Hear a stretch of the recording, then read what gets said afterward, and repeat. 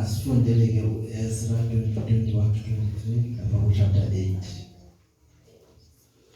Ngase ngimemezela khona ukuzila ukudla ngasemfuleni iAhava ukuba sizithobe phansi kaNkulunkulu sizifunele kuyindlela emhlophe thina nabantwana bethu nemfuyo yethu yonke.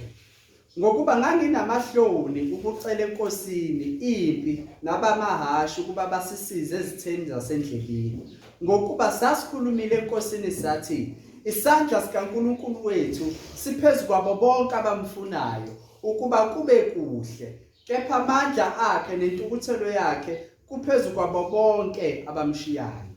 Sase sizila ke sanxusa uNkulunkulu wethu ngalokho wasizwa.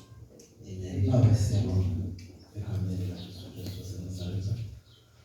Sibonga umsamaha othando lakho, sibonga izwi lakho Nkosi elisikulisayo elisakhaya. Sibonga incwadi kaEzra. Incwadi Nkosi esiyethemba ukuthi yabhala iphefumulele nguwe. Ukuba konke umphakathi kuwe kusikhulise kusiqinise. Lohambele lethu elibhekekayo. Siyabonga uNkulunkulu namandla abantwana bakho abanethuba lokuzwa leyo ncwadi. Sengathi Nkosi nabanye Nkosi ababamanye abandla abezwa incwadi ezihlukahlukene. Umusa wakho ungabaphezu kwakho. Konke lokho sicela egameni likaJesu Kristu waseNazaretha. Amen. Amen. Now uEzra wahamba waqoqa amadoda kanye nemindeni nabantwana bakaLevi elungiselela ukuya eJerusalem. Now at this time bahlangane emfuleni uHava lapho nawahlukanisa khona abendlu kaLevi ebahlukanisela imisebenzi yabo. Kwakukhona namadoda esikhulume ngabo sithi nemindeni amagama abo aveziwe encwadini ukuthi nabo bathatha lo hambo elifinyelela eJerusalem. Amen. Now ngaphambi kokuthi ke sifike lapho ke bazalwane, kunento engithanda sibheke, into ejwayele mhlawumbe ukuvela kithi ukuthi kulolu hambo lobuKristu ukuze siphumelele kumele sibe nendlela eyakusilekelela uma sibhekana nezinkinga kulolu hambo elubheke ekhaya ezulwini. Amen. Now umpristi umholi uthisha womthetho uEzra naye mayisekwenze konke ekuhlanganisile abazokhumbula abazalwane ukuthi last time sikhuluma ngencwadi kaEzra sathi not only uEzra wahamba yedwa kodwa kwakunemindeni, meaning bekunezingane nomama. Kuphethe bana siyakhumbula ukuthi banikelela ngabanye abazalwane igolide nesiliva ukuthi bahambe kahle ukuze bafike phambili ngale mali noma lesiliva legolide abayiphethe bakwazi ukufika khona baqhube umsebenzi wokuvuselela indlu kaNkulunkulu. Amen. Now meaning there was a danger if bazohamba uhambe elizonqamula emahlathini nasedesert behamba nje bodwana. Now inkinga yase ivela ukuthi kuzokwenzeka kanjani, haleluya, ukuze lolu hambo libe smooth, ukuze noma zikhona inkinga kuhambeke kahle. Ngoba phela bazalwane sonke siyazi ukuthi sesigcina lesithatha imali siyibeka emabhenki, imali zethu asihlale endlini zethu, sihlale emabhenki ngoba uma sihlale endlini siyazi kuzoyenzakalani. Amen. Now uEzra naye baphethe imithwalo okuhlanganisa igolide nesiliva. Baphethe abantwana nomama bengane babheke ezweni lesithembiso, izwe la khona bejumisa uNkulunkulu. Amen. Kepha inkinga ziyavela ukuthi kwaba khona umbuzo ovelayo ukuthi sizosenda kanjani endleleni. Now lithi iBhayibheli wahlukanisa uEzra amadoda, wahlukanisa abendlu yakaLevi, kodwa benjalo kwacaca ukuthi ukuphepha akukho kule ndlela. Sizobavikela kanjani abantwana bethu? Sizobavikela kanjani abakhosikazi bethu? nempahla yethu sizoyivikela kanjani. Now ake sibone ukuthi uEzra wayesenza njani. Now namhlanje sizokhuluma nge-fasting. Now uEzra kuthiwa wamemezela i-fasting and prayers. Hallelujah. Now umuntu wasezweni angabuza athi mfundisi, zazi khona ibhamu ezweni zithengwa ngemali. Zikhona lezikampani zama-security amadoda ayedlakela ondlekile. Bazalwane kunebandla engilaziyo ngangalibona futhi maningi manje. Mabeya endawana thizeni la bayokhuleka khona. Mabekhuphuka lapha ngasohlanga. Baningi baze bawushaya le uthola abanye babe la emarobotini, abanye basele mhlawumbe ngabodwa be-village. Babehamba kule ndawana lapha phambili khona uthola umphongolo. Bese kuba namadoda ayedlakela udlekile. Aphethe ibhamu enkulu, futhi nempukane mayengadluli ngaqondakala. Ingadubuleka kudubuleka. That's how protective la madoda eyona babethwele imali. Balibhekisephi entabeni engcwele. Now uEzra wanalo naye lelo thuba. Amen. Lokuthi angacela inkosi. In fact lithi iBhayibheli ithuba elinjalo lavezwa kuye ukuthi phela Ezra uma unenkinga ngingathatha amasosha mina ngiyinkosi uDarius noma asa-Texas baphelezele uze uyofika eJerusalem ukuze izwi lenkosi lifinyelele la kufanele lifinyelele khona. La ngifuna khona uyofundisa. Lithi iBhayibheli waphendula uEzra wathi cha, uNkulunkulu muhle kulabo abamkhonzayo. Isandla sakhe sinamandla ukusivikela size siyofika eJerusalem. Now ngalesi sikhathi umuzi uyafika ukuthi ke since Ezra usho njalo enkosini, what is the cover plan? Now lithi uEzra wayesememezela ukuthi makukhulekwe kuzile ukudla. Why kufanele kukhulekwe kuzile ukudla? Uthi then I proclaimed a fast there at the river Ahava. Amen. River Ahava. That we might humble ourselves before our God. Why? God proclaimed a fasting so that we may humble ourselves before our God. Now I don't know why about to be faster. So then fasting can be out of order sometimes. Why are we fasting, Pastor? Then in general, when you use it, you fast. So you fast now.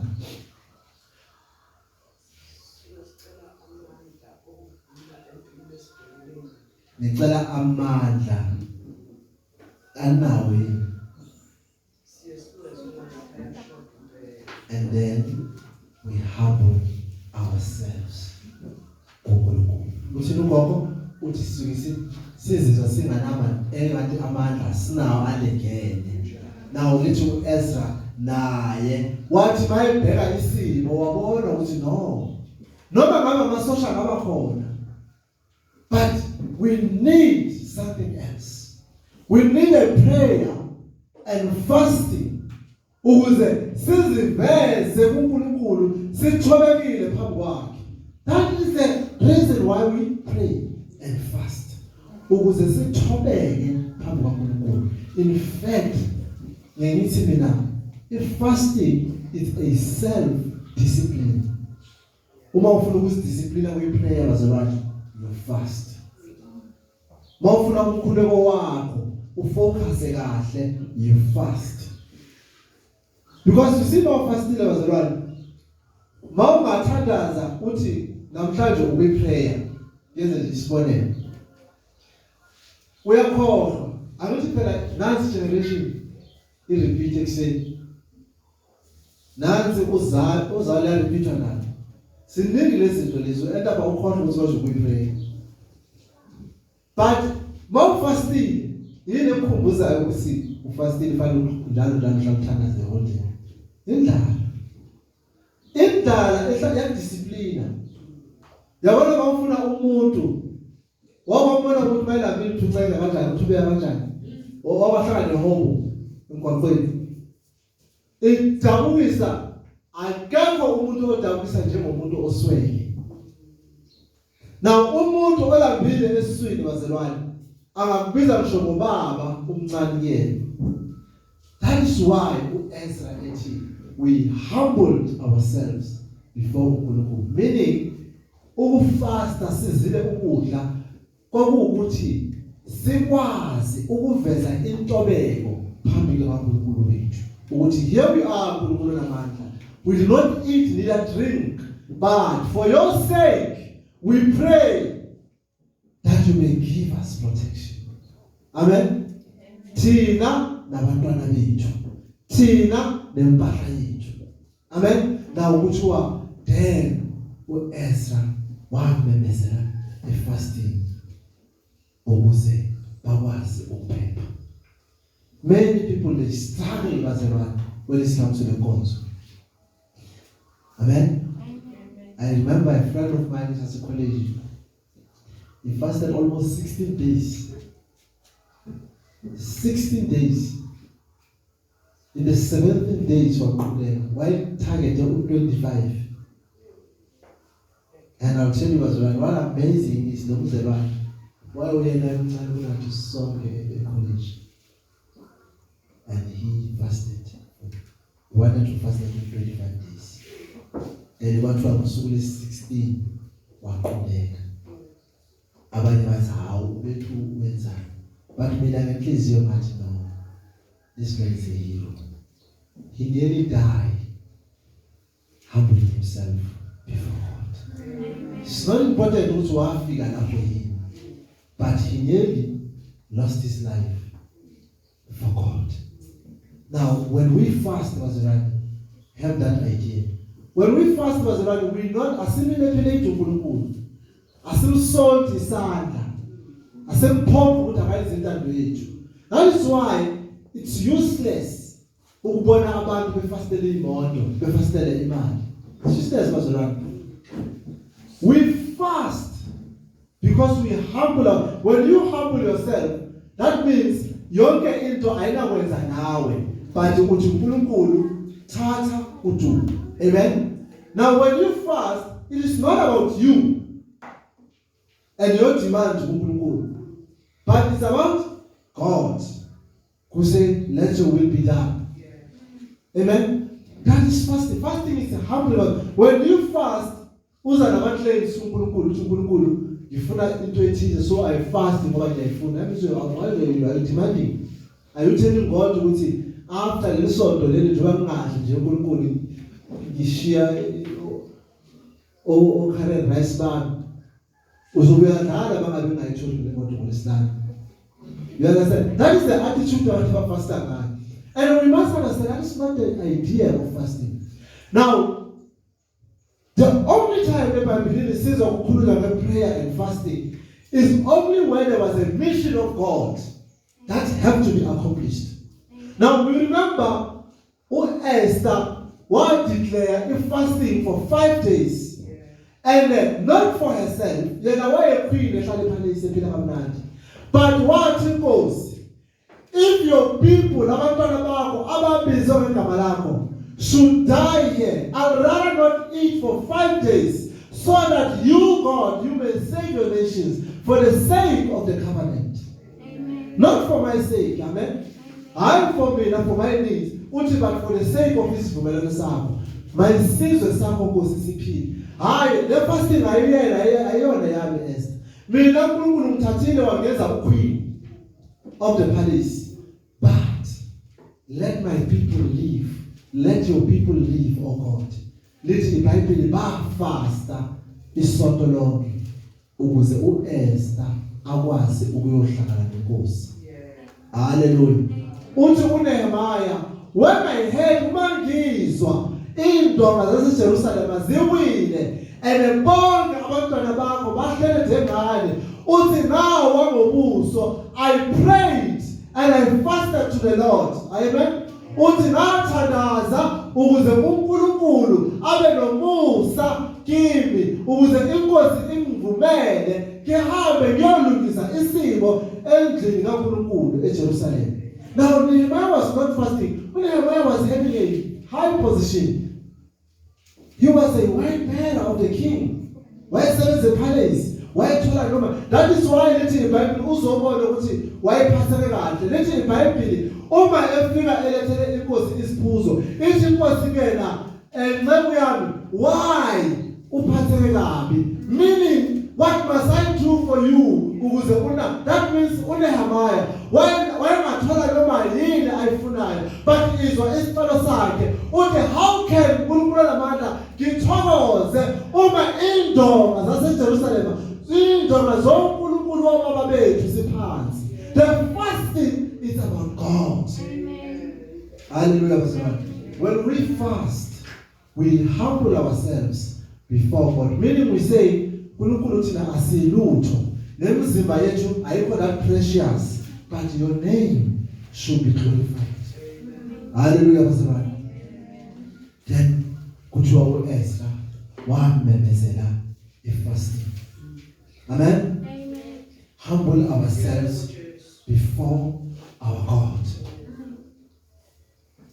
Give himself to the Lord. Amen. Now you see when you read the book of Matthew, it says eti babusisiwe abasithobile ngoba yakwenza njani? Ayakuphakanyiswa. Amen.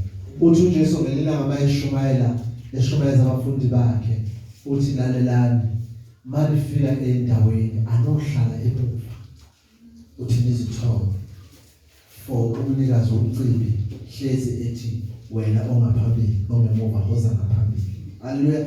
Athi but you see if ujaha uba ngaphambili athi bheka umnikazi womcimbi kuzofika abantu ababalekile and then uthi wena uyakuthotshiswa kuzothiwa suka kwenu and ayikho into embarasa njengokuthotshiswa. Amen. Uthi kuyakuthiwa suka wena eyangemuva.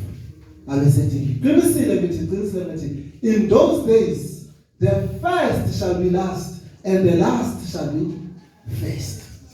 So Mazalani, we are called to pray and fast for our self-discipline, humility. Amen. Sibizelwe uhlala njalo sithobeka phambi kwaNkulunkulu. For what? For our God. Stop. Only God. Meaning, Mazalani, if you have a problem or a challenge, more faster. Uthi wena uNkulunkulu, I trust you. Let me suffer so that you be glorified. Amen. But you see, uma ufastile, akulindelekile ubonakala uthi ufastile. Unenkinga.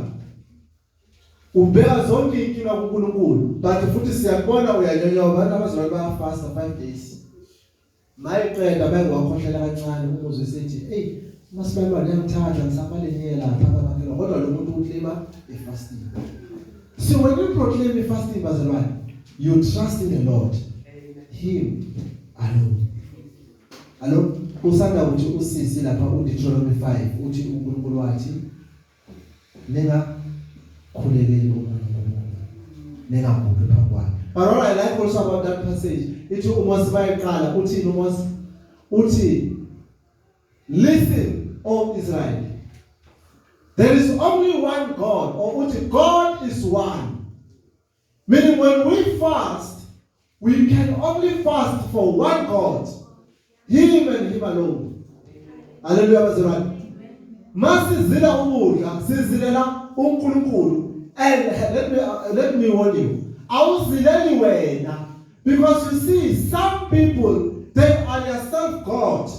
Bengaboni. Abanye abantu bawonkulunkulu babo bengaboni.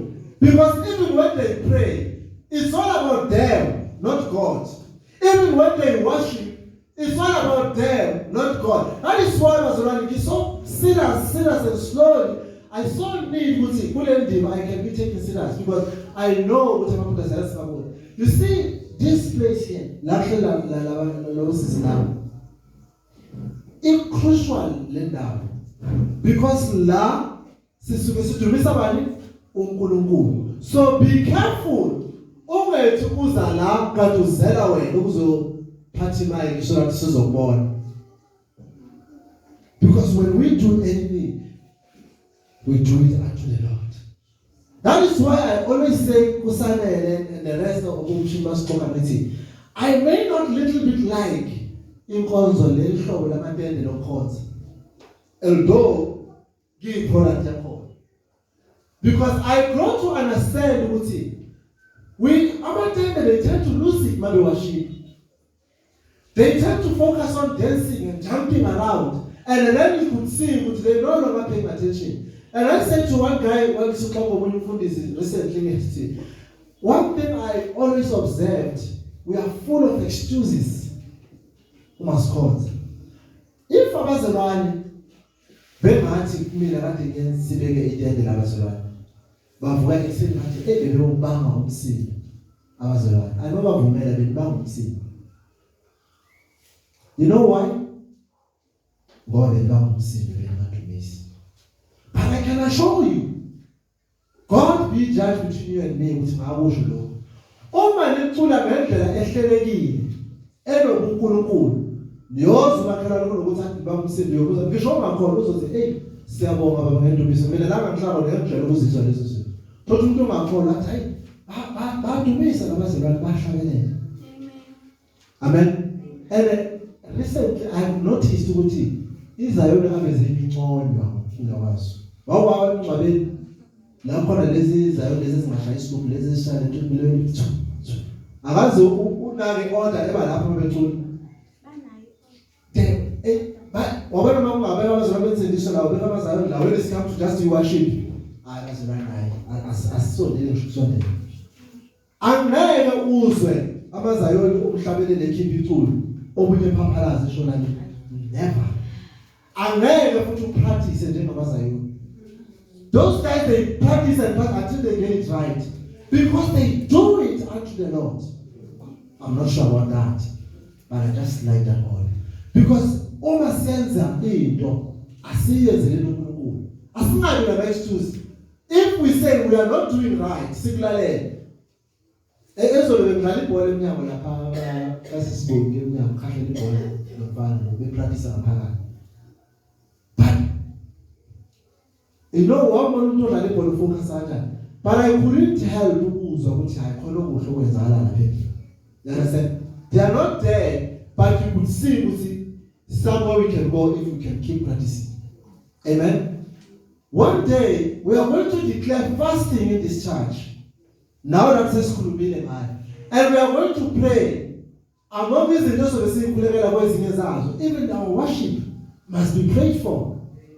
Amen. So that our worship must be in order. I do believe we've got the best worship team. We do have, as long as they do it unto the Lord. So whatever you are only as good as we as in Unkulunkulu. I don't care how good you are, you will be the worst worshiper. Amen. So now Bazarani, I need also to be prayed for. Fast for me sometimes, not for me, for my God, for the sake of your people. Keep food this way to be on. I will love that. I will tell you, we pray for each other. I pray for you always when I pray. I'm not lying. That's what I learned that from Apostle Paul. Uti, every day I mention you in my prayers.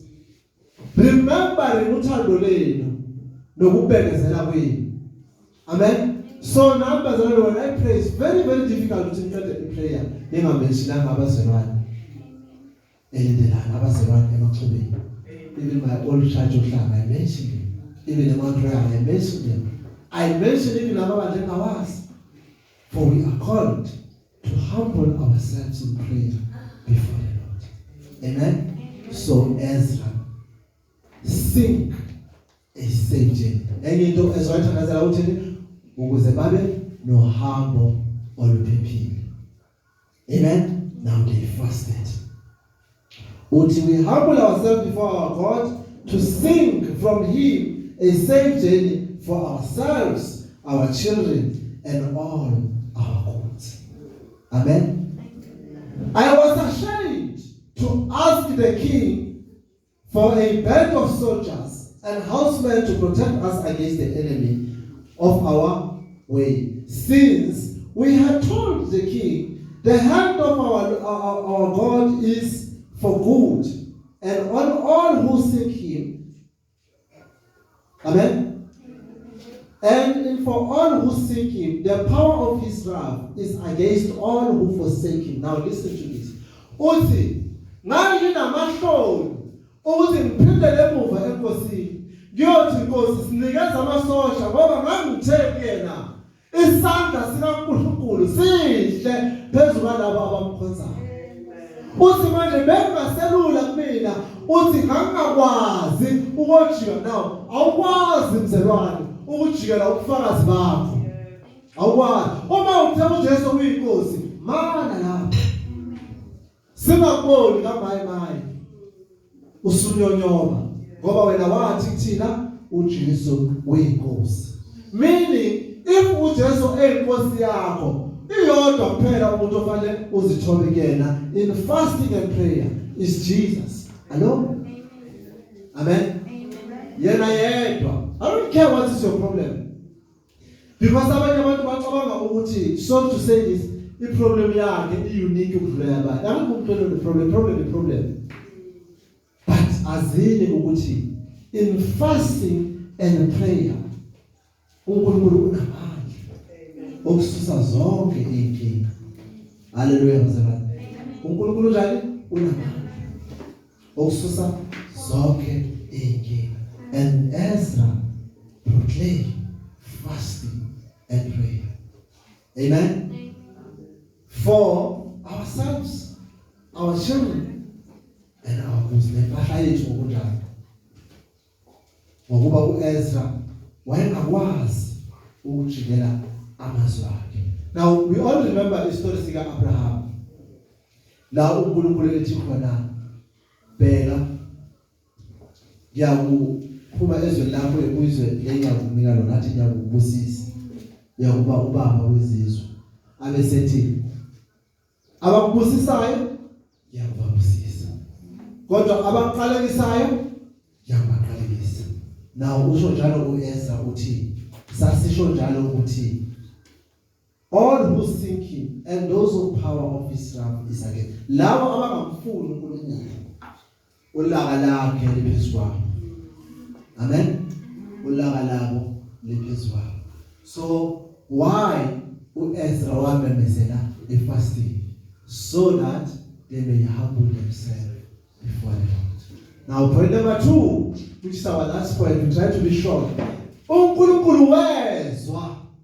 uNkulunkulu wabalalela. Notice the verse la lokugcina kule leli sigcina ngalo ku verse 23. Uthi so we fasted and implored our God for this, and He listened to our entreaty.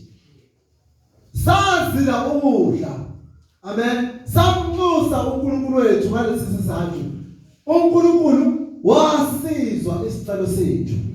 Ngoba lo uNkulunkulu njalo bazalwane uyezwa. Amen. Uma sifasta sizila ukudla, simfuna wenza njani? Uyezwa uNkulunkulu. Amen. Lithi iBhayibheli uNkulunkulu wezwa isicelo sakho. Now we know for a fact, who remembers ukuthi umfundisi Manyana last week email preaching yakhe ekuphi? Azolamba khona. Akubaba. Bekusewa ngaka msakhumbula. Umfundisi Manyana wefunda last week.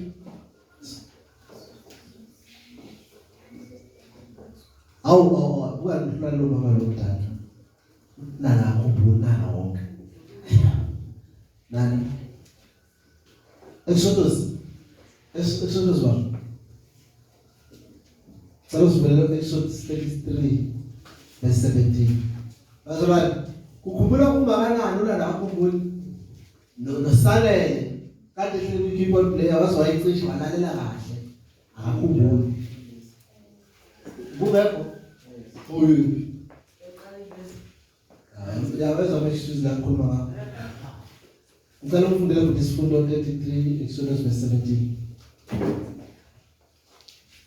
uJehova wathi kuMose, ngiyakwenza nalokho okushiloyo ngokuba ufumene umusa emehlweni ami, ngiyakwazi ngegama.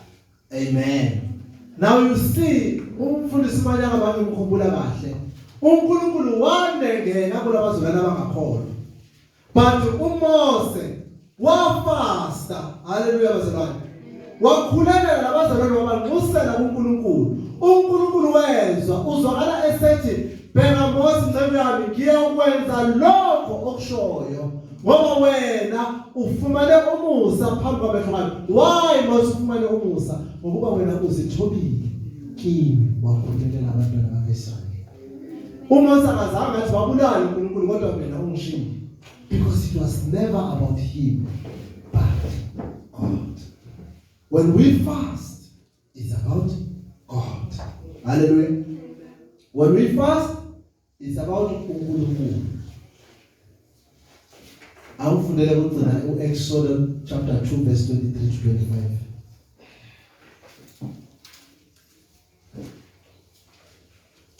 Kwathi sekudlulile izinsuku eziningi, inkosi yaseGibhithe yafa.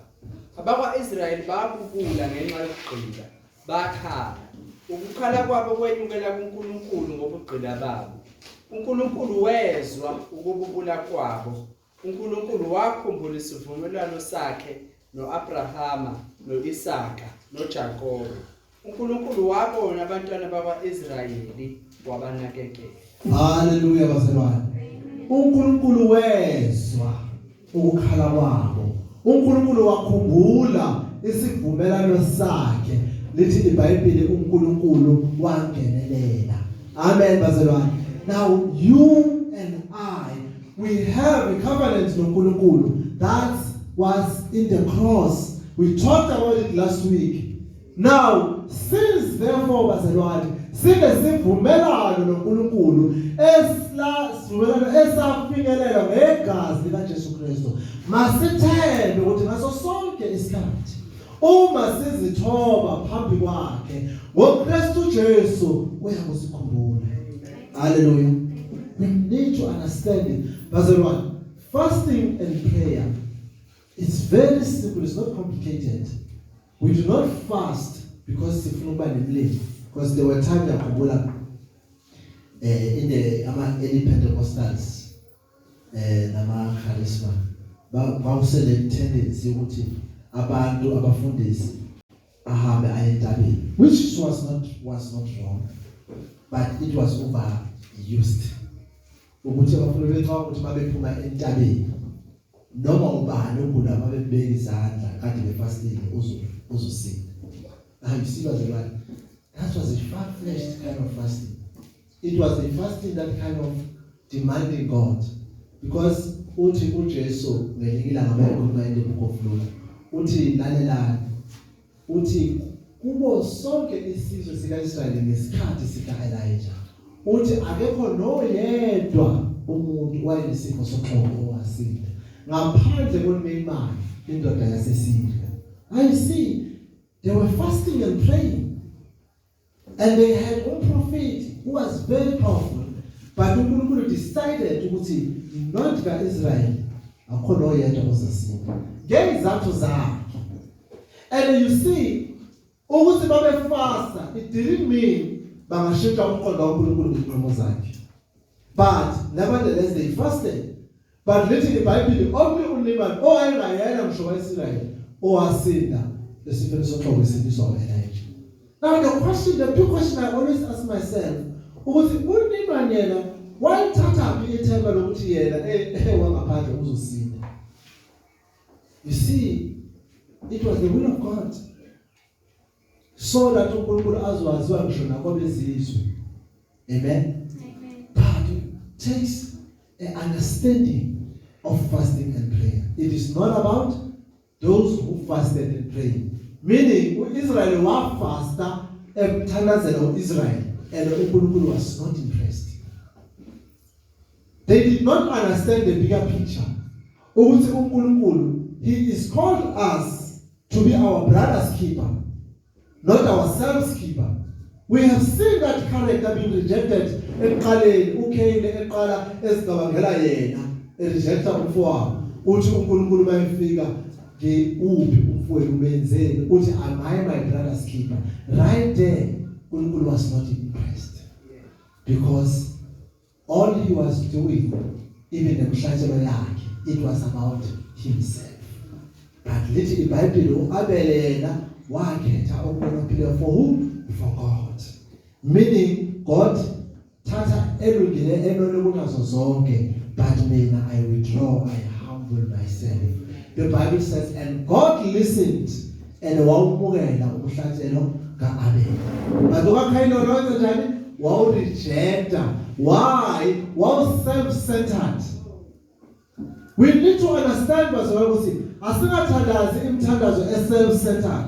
Imthandazo egxile ngathi wena ulalela umzalwane walalela umzalwane ethandaza manje uhlale windini. uNkulunkulu wathi uNkulunkulu mawungenzeli ukuthi uNkulunkulu ungenzeli ukuthi uNkulunkulu ungenza next week uzale ukuthi amen. He never prayed for anyone.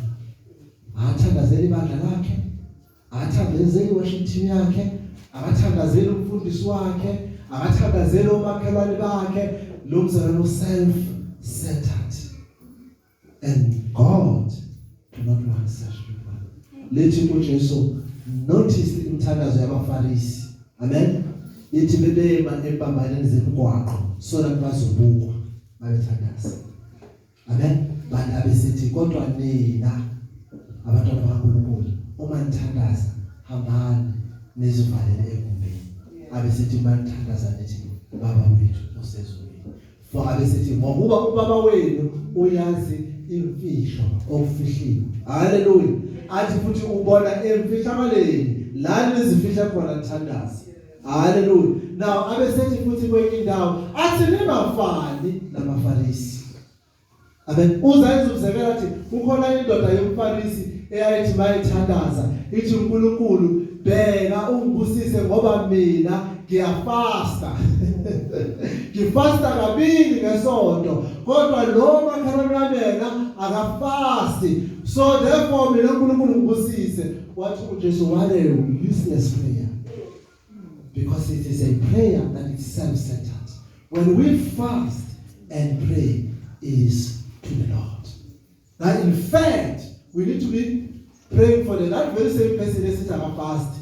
Masimkhuleleni naye ukuthi afast. Umfundisi wamaIsrael ukuthi sengibhala bazalwane.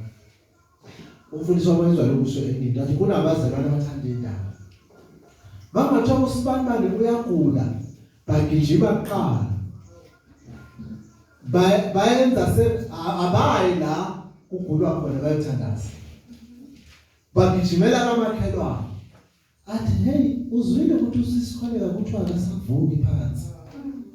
You see, uyenze ngathi ulethi isimo sokudabuka kwa uzohleka uzofuna indaba.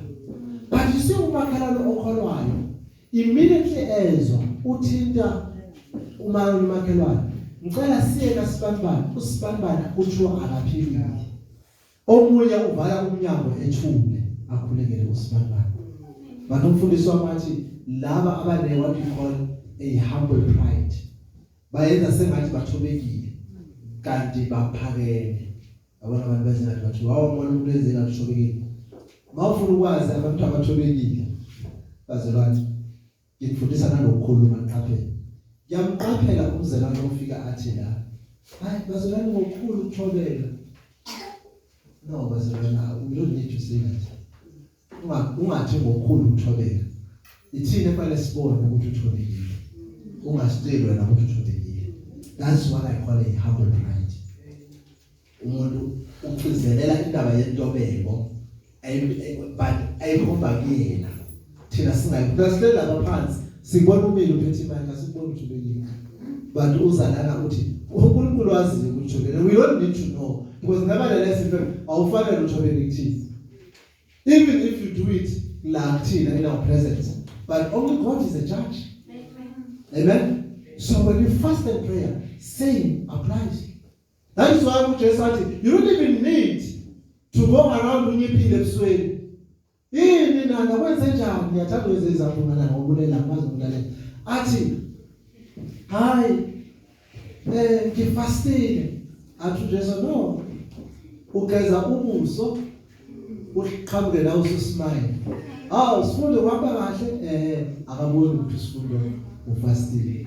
Unless ke usifundo ngoba usifundo nothando akufaka ekhoneni ulapha ngathi hayi mfundisi akeshayi nanze idrink namakheke. Now awuna choice ke lapha isifundo usuyamphazamisa. Kisemshika shikeni la ngiyathanda. Usifundo ngoba ikhona uzo understand. Amen bazalwane. Leyakhathaza lapho lethu. Ngiyakhumbula zona yazo kunzima kakhulu zelapha wawavakashela laba families angakholwa. Uthi ufastile aba understand bayiso uyayitshela. So mangifastile angibakashi ngaphoda lento. Mangifika lapha bethi angidli uzothi abe bethane why especially uzothi ngifastile. Laba silisiwe abebejela. Bafethe nje bakudla kathole bethi bafastile. So mangizobakasha ngiyabazana ngempela ngiready ukuthi akabe phakathi usuka ngihlala ukuthi bangalobe biza amagama. Yabona akunali bazalwane bese ngiyangidla. Lo hlela ngiyamazi ukuthi ufundisa. But you see, it's just the attitude bazalwane. Mina ngafundiswa kanjalo umfundisi owayengifundisa ukuba umfundisi. Wathi as a pastor do not go anywhere uma ufika kushaya ukuthi uyabona. Wathi that's rude. So nathi bazalwane don't think uba polite about ungabudla umuntu. It's not polite. Rather ukuhlule. Because lo mzalwane umlungu uthi wayevakashela eDRC. I struggle ukudla kwabafowethu mina umuntu nyanga. Because bapheke izinto nje strange. But yena uthi why ngahlala ngisho hotel abaye khona. Bayifika ahlale nabo adle nabo. So that ukuze abe noyena. Alingane nabo. That's what I call humility before God.